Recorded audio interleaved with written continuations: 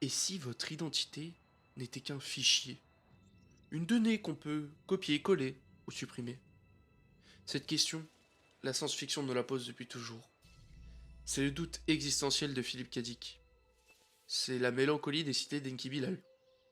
Mais c'est aussi un héritage que le jeu vidéo a longtemps mûri. Lorsqu'on regarde les lignes épurées de cette ville de verre, on pense forcément à la pureté vertigineuse de Mirror's Edge. Lorsqu'on observe ces puces greffées à la nuque des citoyens, on ressent cette paranoïa technologique propre à Deus Ex. On est à la croisée des chemins entre l'esthétique léchée et le cauchemar transhumaniste. Pourtant, au milieu de ces géants, il existe une œuvre singulière. Un titre qui a pris ses influences pour le projeter au cœur d'un Paris futuriste. Là où les terrasses de café côtoient les drones de surveillance. En 2013, le studio français Dontnod, suivi de Capcom, nous offrait une vision aussi sublime que terrifiante de notre rapport à l'intime. Un jeu qui, malgré son ambition folle, est presque devenu un souvenir oublié lui-même. Aujourd'hui, je vous présente Remember Me.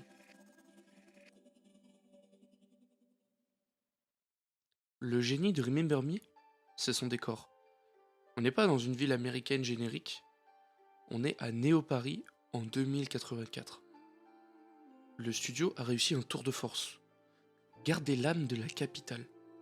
Son architecture haussmannienne, ses monuments, son élégance, tout en la recouvrant d'une couche de technologie invasive. C'est magnifique, mais en réalité, c'est une cage dorée. Au centre de cette société, il y a le Sensen. Ce n'est plus un simple smartphone, c'est une extension de votre cerveau. Il permet de partager ses émotions, de revivre ses plus beaux moments en haute définition. Grâce à mon Sensen, je choisis de me souvenir des moments importants de ma vie. Bons ou mauvais. Grâce à mon Sensen, mon mari est encore bien vivant. Là et là.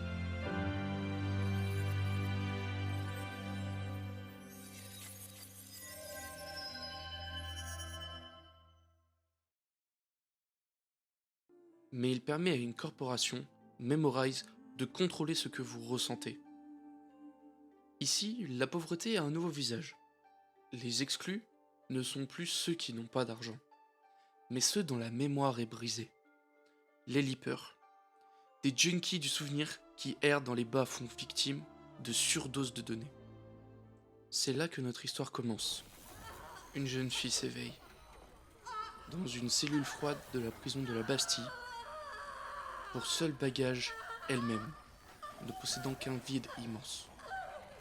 On lui a tout arraché, son passé, ses proches, jusqu'à la raison de sa présence ici. Dans ce Paris de 2084, où la mémoire est la seule monnaie qui compte, elle est techniquement la personne la plus pauvre de la ville. Mais elle possède une anomalie, un reste d'identité que les machines de Memorize n'ont pas réussi à broyer. Un nom qui résonne comme un dernier rempart contre l'oubli. Niline. En quelle année? Répétez ça? Niline. Mince, c'est une première. Pas grave. Cette fille n'est pas qu'une simple victime. Elle est une terroriste, un terme qui fait écho à notre réalité, mais détourné vers la pire des agressions dans ce futur, le piratage de l'esprit. Sa mission est simple en apparence, mais terrifiante dans le fond. Elle doit infiltrer les esprits pour y réécrire la vérité. C'est ici que Remember Me propose sa mécanique la plus fascinante, le Memory Remix.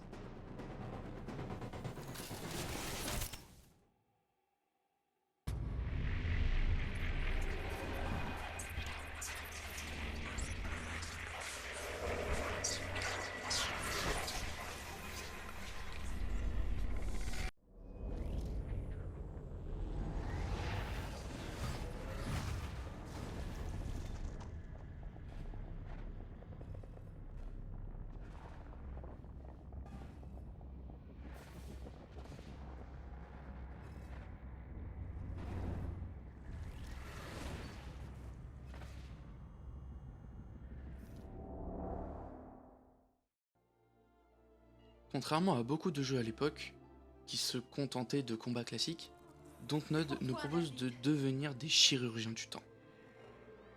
On entre dans la tête d'une cible, on rejoue une scène de son passé comme une cassette vidéo et on change un détail. Un cran de sûreté que l'on retire, un gobelet que l'on renverse, C'est quoi ça? et soudain, la réalité bascule.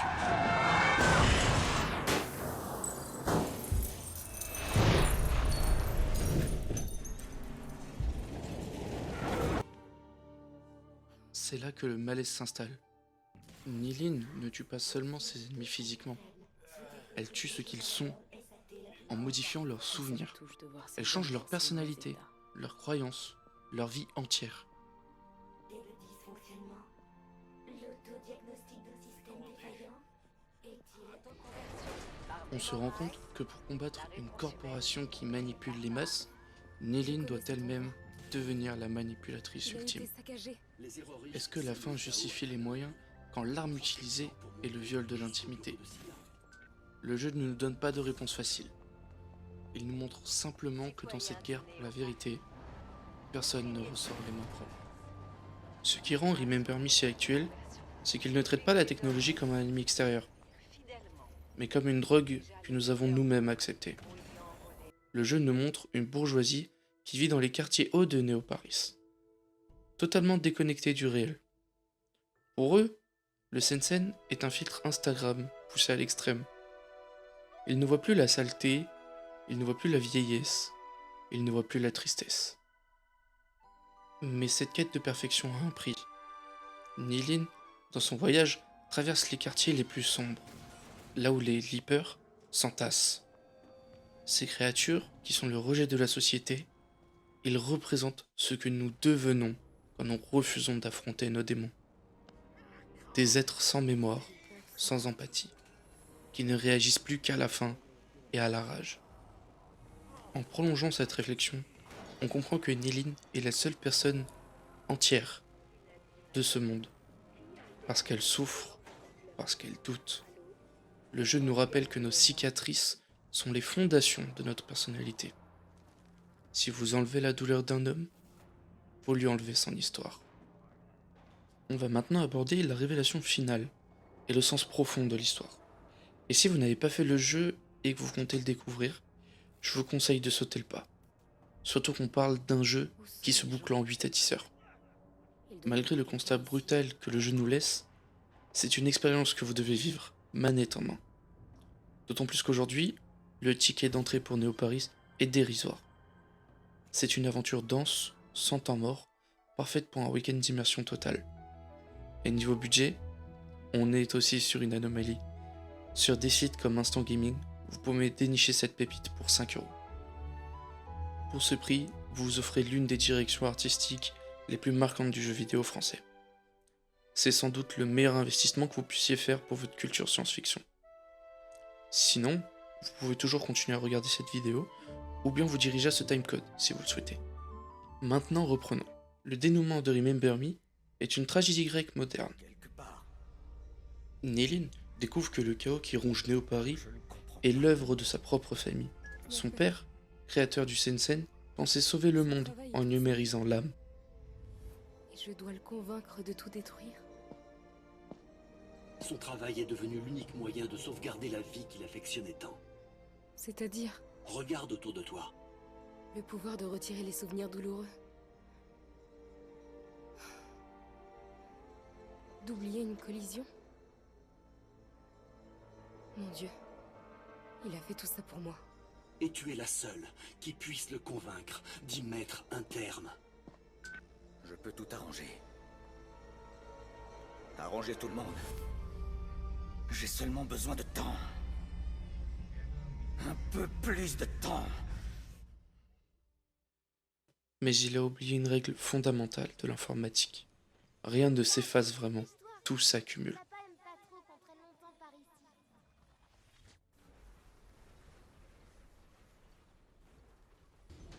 Durant notre aventure, il y a cette voix.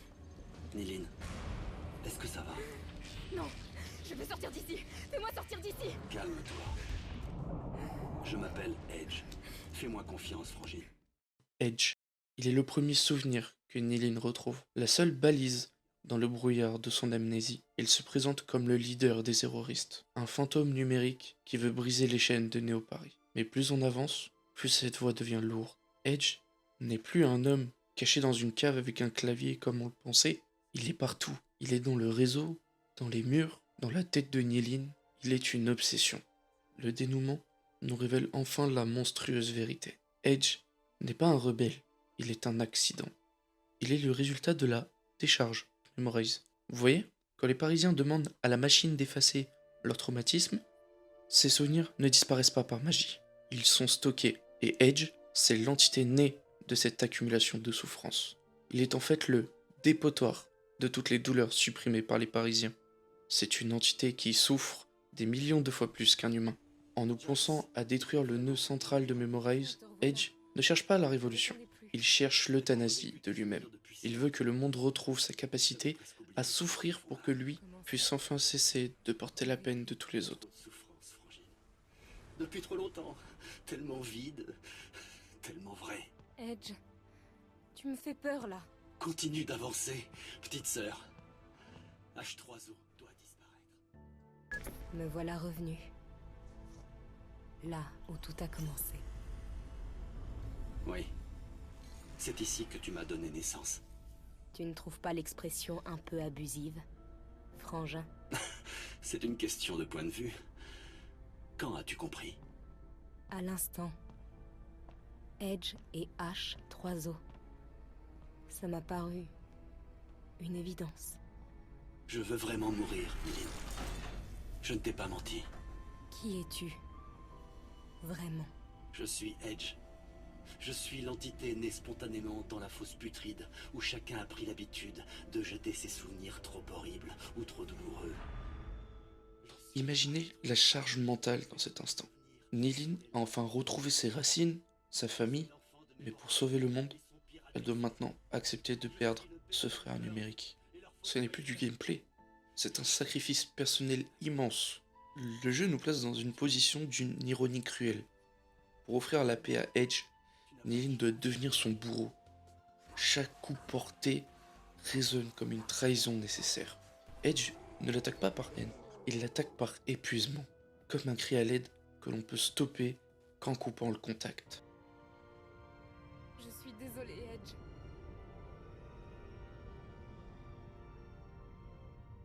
Ce n'était pas ta faute, ma sœur. Achève-moi, maintenant.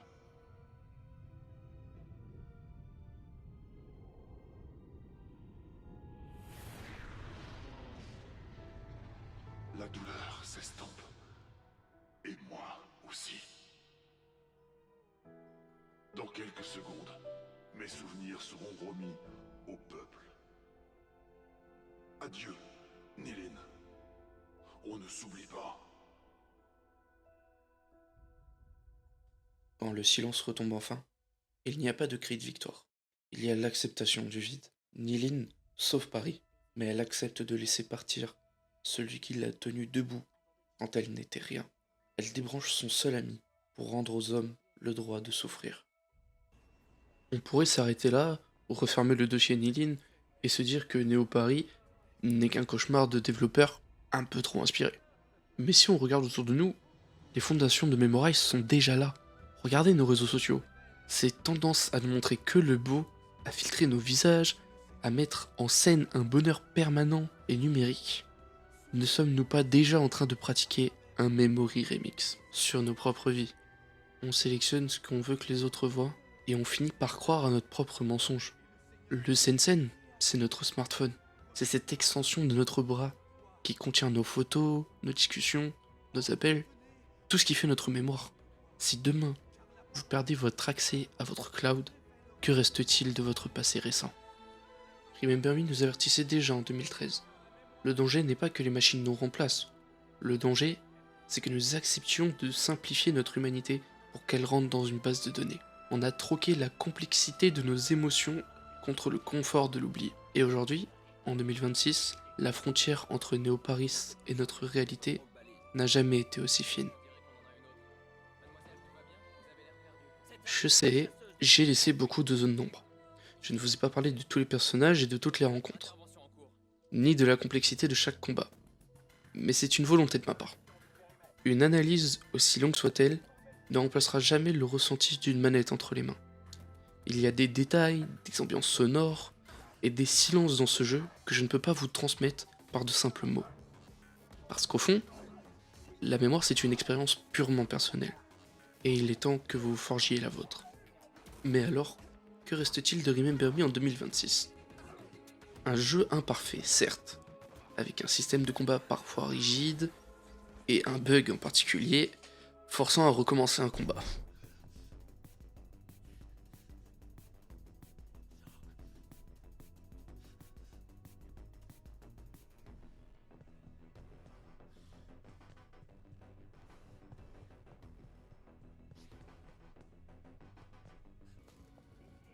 Mais c'est une œuvre qui a eu le courage de nous parler de notre futur bien avant que nous soyons prêts. À l'heure où nos vies sont stockées sur des serveurs, et où nos souvenirs sont triés par des algorithmes, l'histoire de Nilin résonne encore plus fort que jamais. Je vous ai donné les clés de la ville. Il ne vous reste plus qu'à en ouvrir les portes. N'oubliez jamais, ce ne sont pas vos réussites qui disent qui vous êtes, ce sont vos échecs, vos doutes et vos larmes.